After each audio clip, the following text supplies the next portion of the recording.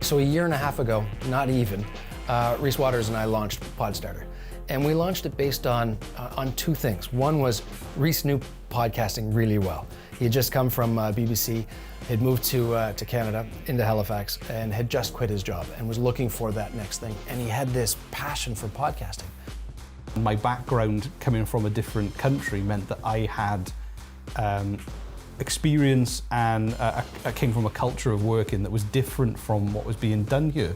So I realized that I had something to offer the industry in a sense of just by my perspective alone.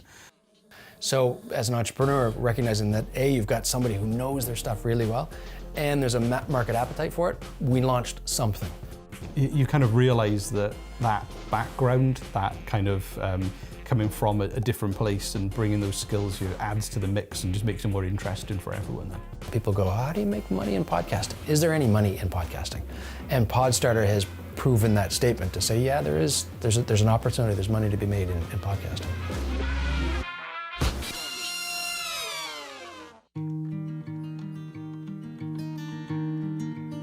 At the end of university, in the early 90s, there were not a whole lot of opportunities locally. So myself and all my friends typically packed up the cars and disappeared. Edmonton was out there for about 12 years, and one of my companies that I was working for asked me to move back. And I thought they were crazy. Told my wife, and we just had our first child, and she goes, love to go back.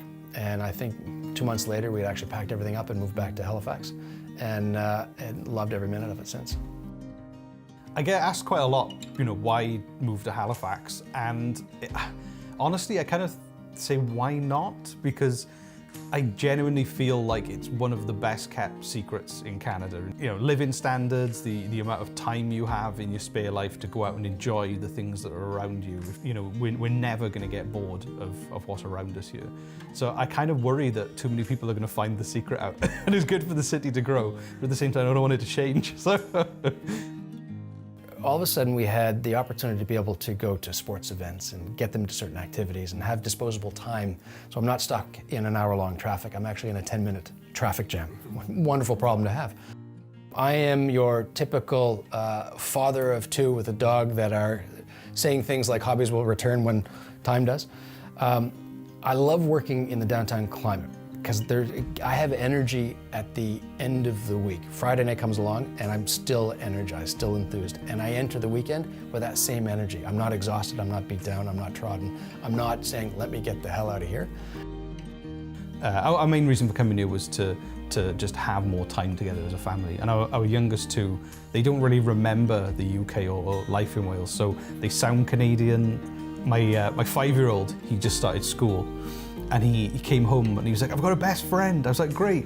I was like, what's your best friend's name? And he went, Scotty. And I went, Scotty? He went, no, Scotty.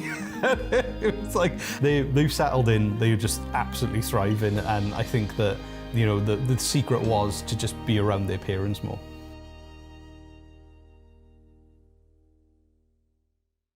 The downtown area has a real creative vibe going on right now.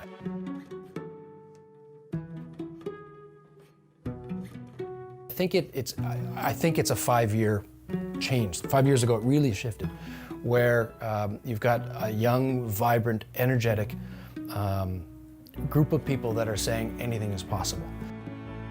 Then you've got people from all around the world coming here and just trying things out.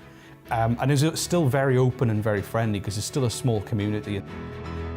I think about Halifax as 2 degrees of separation. When we talk about Kevin Bacon's 6 degrees, there is, you can meet anybody that you need to or that you want to. And the community is open enough to be able to say, come on in, let's have a conversation. There's that opportunity. So you get exposed to people that have success, that have ideas, that can build relationships, that can help you get businesses off the ground. Where that will be in 10 years' time, which of those startups are going to thrive and grow and really establish themselves.